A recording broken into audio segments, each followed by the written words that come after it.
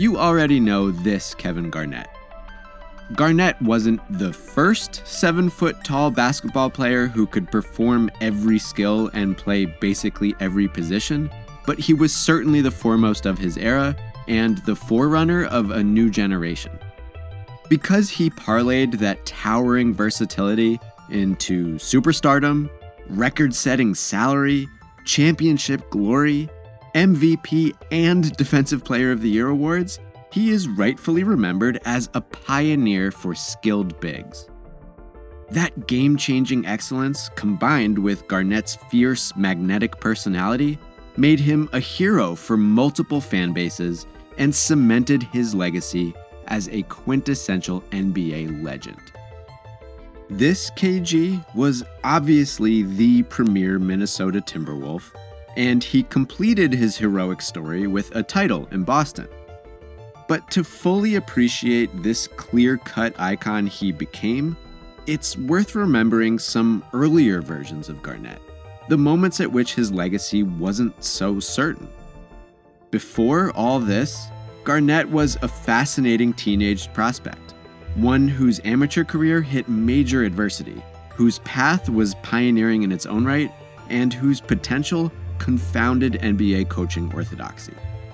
Let's meet a young KG in the Prism.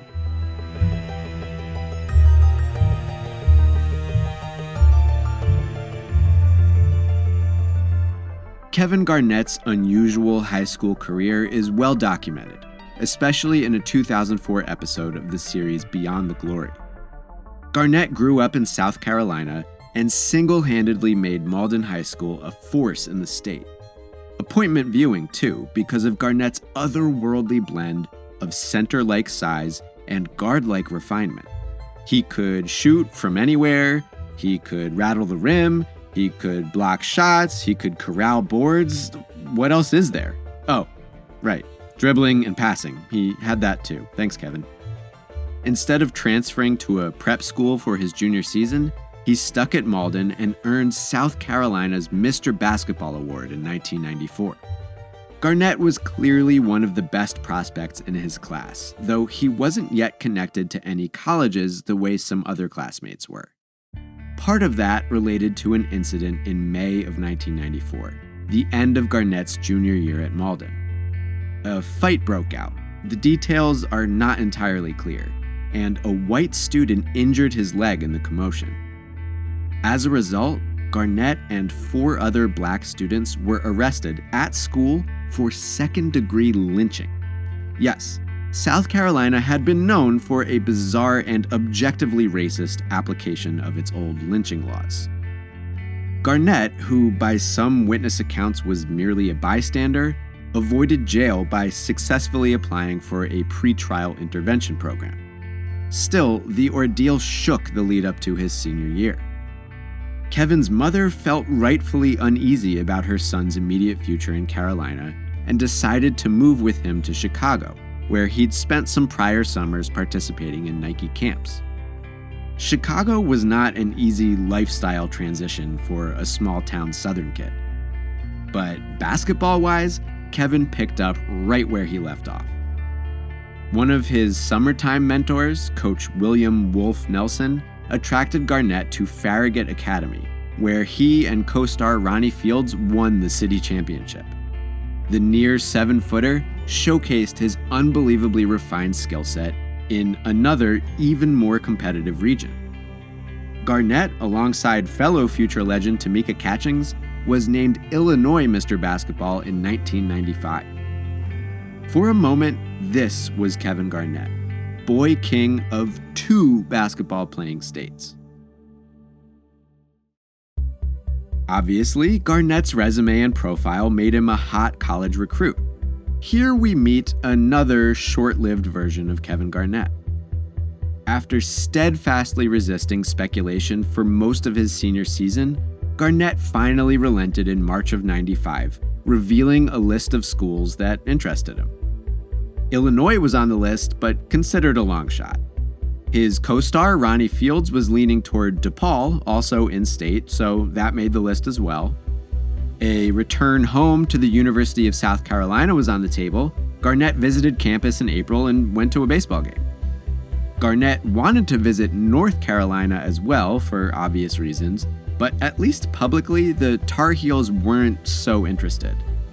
Boosters might have been sour about underclassmen Rasheed Wallace and Jerry Stackhouse leaving early for the NBA draft, and worried Garnett would follow in their footsteps. More on that soon.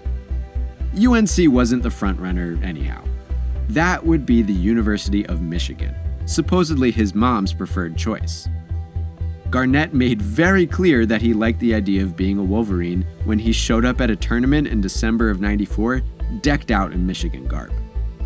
These days, you'll sometimes hear that Maryland was Garnett's real first choice. He has said it himself.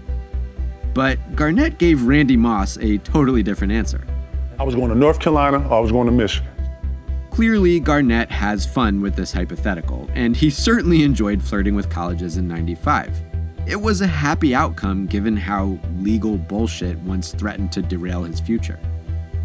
That said, Garnett entered the spring of '95 lacking a high enough ACT score for NCAA eligibility. He still had more chances to take the test, but not before a new possibility emerged. In the mid-1970s, a few basketball players turned pro straight out of high school. In the decades after, that leap basically fell out of practice. But between his dazzling skills and academic uncertainty, Garnett made a compelling candidate to join their ranks. In the spring of '95, Garnett happened upon a Chicago pickup run featuring greats like Michael Jordan and Isaiah Thomas. And it was Thomas who, after getting a good look at KG, made a life-changing suggestion.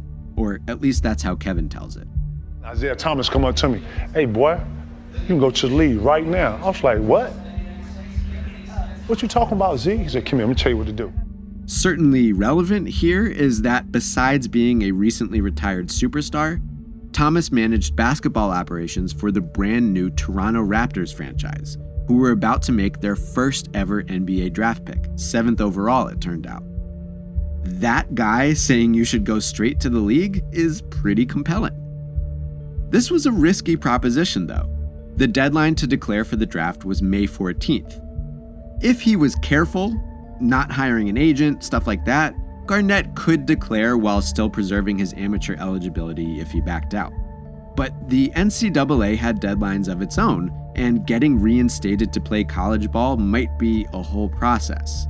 And that's if he got his ACT score up. By the same token, Garnett embodied just as great a potential risk for NBA teams in the draft.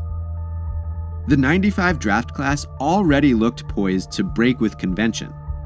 The top-ranked prospects, UNC's Wallace and Stackhouse, plus Alabama's Antonio McDyess and Maryland's Joe Smith, were all college sophomores.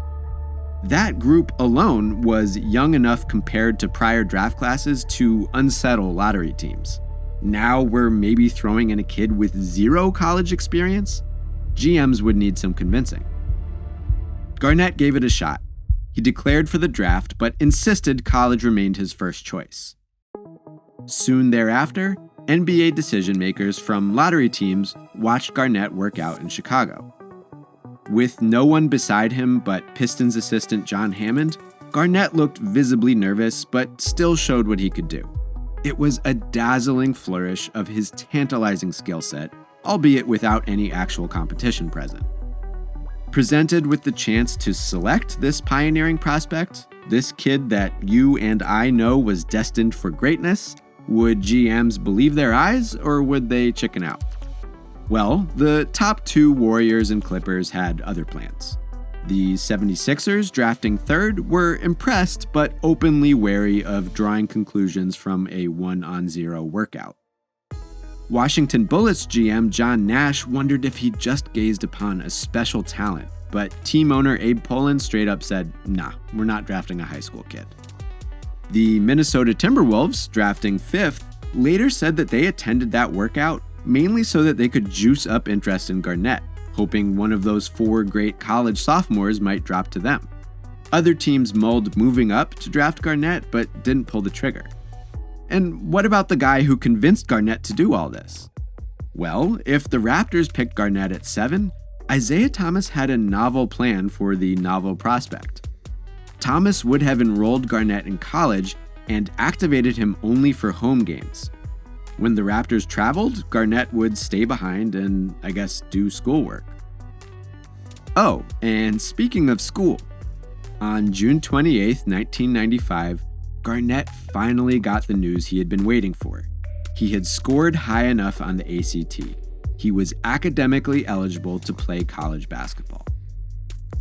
But here's the thing about June 28, 1995. Too late. Garnett was all in on his draft gamble, and it paid off. The Timberwolves, who had supposedly attended his workout as a bluff, came away enamored and picked Garnett 5th overall. For the first time in decades, and at the end of a long and difficult personal road, a player was drafted into the NBA straight out of high school. This was Kevin Garnett in the spring of 1995. A 19-year-old who alternately captivated, frightened, and inspired GMs to reconsider pro basketball convention. A pioneer who set the stage for Kobe Bryant, LeBron James, and so many others in between, for better and worse, to make that same leap. And then the calendar turned a few pages, and Kevin Garnett was just another NBA rookie on a bad team. That rookie year is fun to reflect upon, since we know now that the very next season Garnett would become an all-star for a playoff team, step 1 on his path to MVP and championship trophies. But back here in 1995, Garnett opened his rookie season on the bench. Timberwolves coach Bill Blair preferred veterans in his starting frontcourt, guys like Christian Laettner, Tom Gugliotta, and Sam Mitchell. Early on, Garnett showed his potential in fits and starts. In between low-minute, low-production nights, he'd throw in a little outburst, like 19 points and 8 boards in a November loss to the Spurs. In garbage times and utility stints, he'd shoot some threes, throw a pass that raised eyebrows, handle the ball. You could catch glimmers of a special skill set, but the Wolves weren't going to hand the keys to a teenager. But if we saw glimpses, Sam Mitchell saw the future. Mitchell was a veteran journeyman who had latched on with Minnesota in their expansion season, 1989, when Garnett was still in middle school. Mitchell had played and practiced with every Minnesota Timberwolf ever, but never anyone quite like 19-year-old Kevin Garnett. The kid wasn't just talented, but tenacious. Hell-bent on winning every drill and scrimmage, obsessed with the game's nuances, from history to strategy. While Garnett blew his teammates off the practice court behind the scenes, the Wolves' season shifted into full rebuild mode. Minnesota president Kevin McHale fired Coach Blair after 20 games and replaced him in-house with an old friend, Flip Saunders, who assumed his first NBA coaching job. Trades thinned the Wolves' frontcourt, which could have meant more playing time for Sam Mitchell, but Sam had a better idea. He told Saunders to start the rookie. Give Garnett those minutes. Why? Because he's better than me. And while KG couldn't fix the Wolves, not yet anyway, he did flash even more of his future stardom. Various season highs against the Mavs in February, 33 points against the Celtics in March, and some true statistical feasts in April. Debut pieces from a future award-winning master of offense and defense. But still, for the moment, Garnett was just one precocious youth among many. 6 NBA rookies received more minutes than Garnett. 5 received more votes when it came time to pick a Rookie of the Year.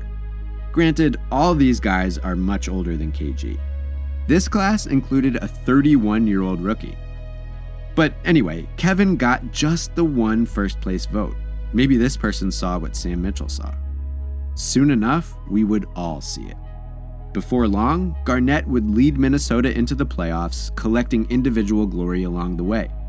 He would help bring the Boston Celtics all the way to the championship.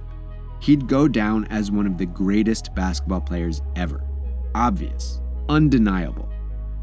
But Kevin Garnett's path wasn't always sure. It certainly wasn't straight, and its early twists made him a symbol, a pioneer long before he became the everlasting icon we know now.